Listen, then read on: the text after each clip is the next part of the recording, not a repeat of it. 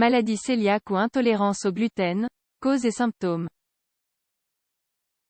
L'intolérance au gluten est une maladie chronique qui se caractérise par une mauvaise absorption des nutriments due à la détérioration de la muqueuse de l'intestin grêle. Si un diagnostic correct est posé, il est possible d'éviter de nombreux symptômes et complications. La maladie cœliaque, ou intolérance au gluten, consiste en une hypersensibilité chronique à une protéine présente dans certains aliments tels que les céréales. On estime qu'elle a une prévalence de 1% de la population et qu'elle est plus fréquente chez les femmes que chez les hommes. En France, elle touche au moins 600 000 personnes et les chiffres augmentent chaque année. L'un des problèmes les plus importants est qu'environ 75% des personnes affectées n'ont pas été correctement diagnostiquées. Cette intolérance au gluten survient chez les personnes qui présentent des gènes prédisposant à cette maladie.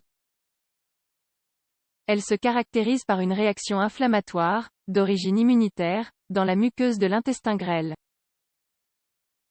L'absorption des macro- et micronutriments s'en trouve alors affectée. Comme nous l'avons souligné, il s'agit d'une maladie chronique à caractère auto-immunitaire. Cela signifie que le système immunitaire lui-même attaque les cellules comme un moyen de protection. La maladie cœliaque ou l'intolérance au gluten. Quelles sont les causes de l'intolérance au gluten? Il n'existe pas une seule cause responsable du développement de l'intolérance au gluten. C'est une combinaison de facteurs qui rend l'intolérance possible.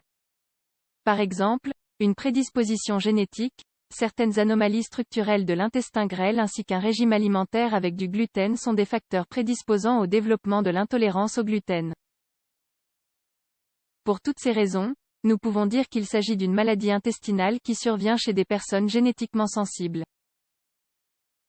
Ces personnes présentent effectivement une intolérance pour digérer une protéine présente dans le gluten, la gliadine. Lorsqu'elles mangent du gluten, leur intestin grêle réagit et s'enflamme.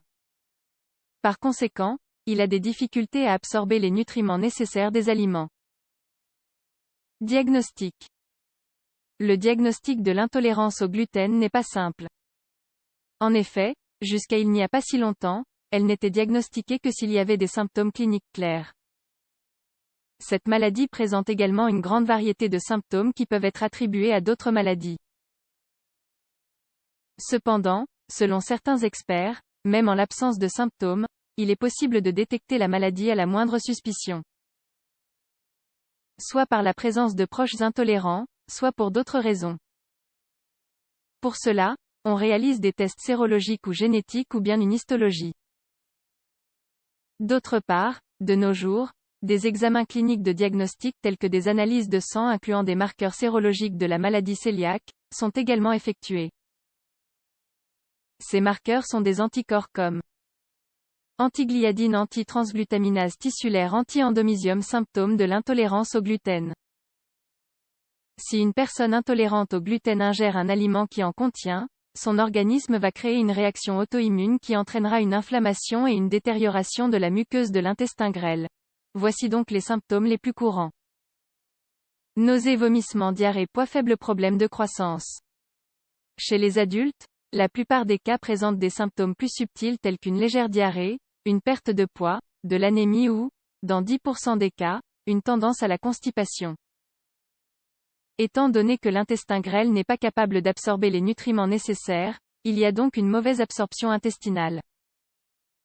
D'autres symptômes tels que des hématomes ou des saignements de nez peuvent en résulter.